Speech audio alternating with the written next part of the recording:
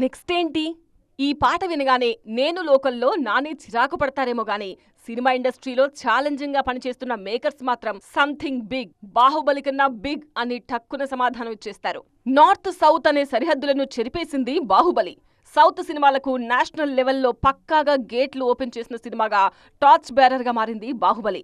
Oscar వీధుల్లో హల్చల్ చేసిన సినిమాగా వేవ్స్ లో RRR ను పదే పదే ప్రస్తావించారు వక్తలు. రాజమౌళి విజన్ ను, విజయాలను మాత్రమే కాదు, పుష్ప దండయాత్ర గురించి కూడా మాట్లాడారు. సౌత్ నార్త్ కొలాబరేషన్ చేయాల్సి వస్తే బన్నీ, షారుఖ్ కలిసి నటిస్తే బావుంటుందన్న విజయ్ దేవరకొండ మాటలు ఇన్స్టెంట్ గా వైరల్ అయ్యాయి.